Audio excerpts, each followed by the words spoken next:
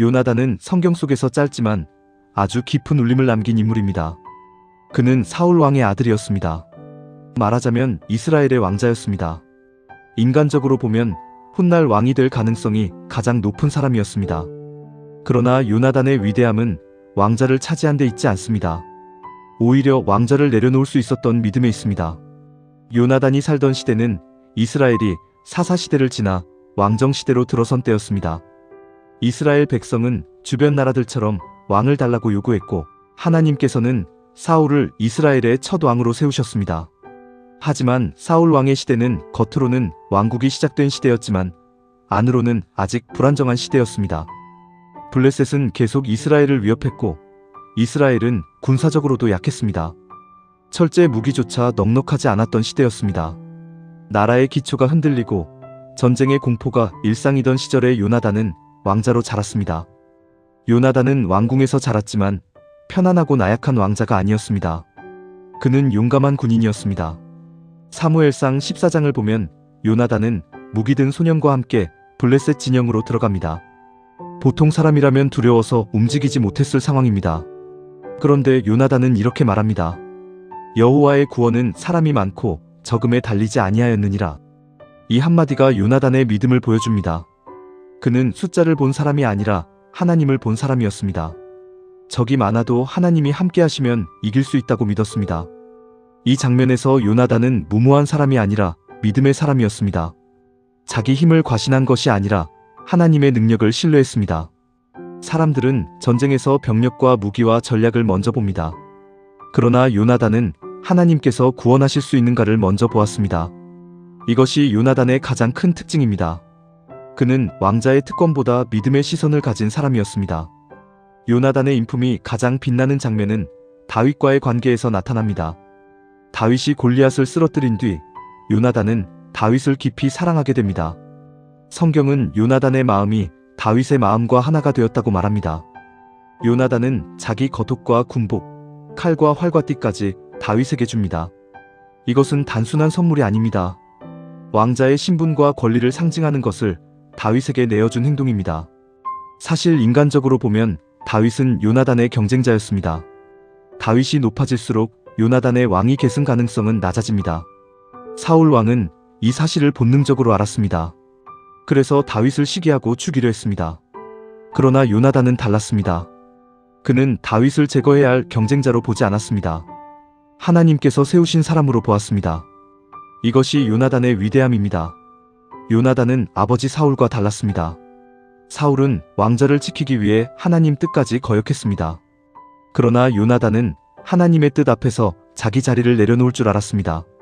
사울은 다윗을 죽이려 했고 요나단은 다윗을 살리려 했습니다. 사울은 권력을 붙잡으려 했고 요나단은 언약을 붙잡았습니다. 사울은 시기심에 무너졌고 요나단은 사랑과 믿음으로 빛났습니다. 요나단은 아버지와 다윗 사이에서 매우 어려운 위치에 있었습니다. 한쪽은 자신의 아버지이자 왕이었습니다. 다른 한쪽은 하나님께서 기름 부으신 미래의 왕 다윗이었습니다. 이 상황은 결코 쉽지 않았습니다. 그러나 요나단은 감정이나 혈연만 따라가지 않았습니다. 그는 하나님이 누구와 함께 하시는지를 보았습니다. 그리고 다윗을 보호했습니다. 다윗이 위험에 처했을 때 요나단은 몰래 신호를 보내 다윗을 피하게 했습니다. 그는 친구를 살리기 위해 자기 안전까지 걸었습니다. 요나단을 통해 하나님께서 이루신 일은 분명합니다. 하나님은 요나단을 통해 다윗을 보호하셨습니다. 다윗은 훗날 이스라엘의 왕이 되고 그의 혈통에서 예수 그리스도께서 오십니다. 그렇다면 요나단의 우정은 단순한 인간적 미담이 아닙니다. 하나님의 구속 역사 안에서 다윗을 지키는 중요한 통로였습니다. 요나단은 왕이 되지는 않았지만 하나님의 뜻이 이어지도록 돕는 귀한 역할을 감당했습니다. 요나단의 삶에서 우리가 배워야 할 첫 번째 교훈은 믿음은 숫자보다 하나님을 보는 것이라는 점입니다. 블레셋 앞에서 요나단은 군사에 많고 적음을 보지 않았습니다. 하나님께서 구원하실 수 있다는 사실을 보았습니다. 오늘 우리도 문제의 크기만 보면 두렵습니다. 환경만 보면 낙심합니다. 그러나 믿음은 상황보다 하나님을 크게 보는 것입니다. 두 번째 교훈은 진짜 사랑은 상대를 경쟁자로 보지 않는다는 것입니다. 요나단은 다윗을 질투하지 않았습니다. 오히려 다윗을 세워주었습니다. 이것은 매우 어려운 일입니다. 나보다 더 주목받는 사람을 축복하는 것, 내가 가질 수 있었던 자리를 다른 사람이 받는 것을 인정하는 것, 이것은 성숙한 믿음이 없으면 불가능합니다. 세 번째 교훈은 하나님의 뜻 앞에서 내 욕심을 내려놓아야 한다는 것입니다. 요나단은 왕자의 자리에 집착하지 않았습니다. 자신이 왕이 되지 못할 수도 있다는 사실을 알면서도 다윗을 도왔습니다. 그는 자기 야망보다 하나님의 뜻을 더 크게 여긴 사람입니다. 네 번째 교훈은 좋은 부모 밑에서만 좋은 사람이 나오는 것은 아니라는 점입니다. 요나단의 아버지 사울은 점점 불순종과 시기심에 사로잡혔습니다. 그러나 요나단은 그런 환경 속에서도 바른 믿음과 인품을 지켰습니다. 환경은 중요하지만 환경이 한 사람의 믿음을 완전히 결정하지는 않습니다. 요나단은 어두운 왕궁 안에서도 빛나는 믿음의 사람이었습니다. 하지만 요나단의 삶에는 안타까움도 있습니다. 그는 끝까지 사울의 집에 남았습니다. 다윗을 사랑하고 하나님의 뜻을 알았지만 현실적으로는 아버지 사울과 함께 전쟁터에 섰고 결국 길보아 산에서 사울과 함께 죽음을 맞이합니다. 이 부분은 깊은 여운을 남깁니다. 요나단은 선하고 믿음 있는 사람이었지만 무너져가는 사울 왕가의 운명에서 완전히 벗어나지는 못했습니다.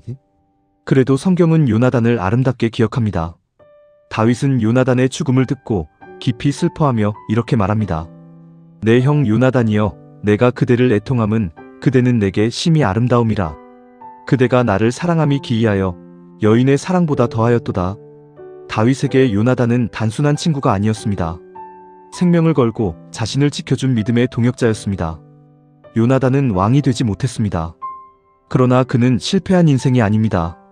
세상은 왕좌에 오른 사람을 성공한 사람이라고 말하지만 성경은 하나님의 뜻을 알고 그 뜻 앞에 자신을 내려놓은 사람을 귀한 사람으로 보여줍니다. 요나단은 왕관을 쓰지 않았지만 믿음과 우정과 겸손의 면류관을 쓴 사람이었습니다. 요나단은 우리에게 묻습니다. 너는 하나님 뜻 앞에서 내 욕심을 내려놓을 수 있느냐? 너는 친구의 성공을 진심으로 기뻐할 수 있느냐? 너는 숫자와 조건보다 하나님을 더 크게 볼 수 있느냐? 요나단은 성경 속에서 오래 등장하지는 않지만 그의 믿음은 오래 남습니다. 그는 왕자의 자리보다 하나님의 뜻을 선택한 사람입니다. 권력보다 언약을 소중히 여긴 사람입니다. 질투보다 사랑을 선택한 사람입니다. 그래서 요나단의 이야기는 오늘 우리에게도 조용하지만 강하게 말합니다. 진짜 믿음은 내가 높아지는 것이 아니라 하나님 뜻이 높아지는 것을 기뻐하는 것입니다.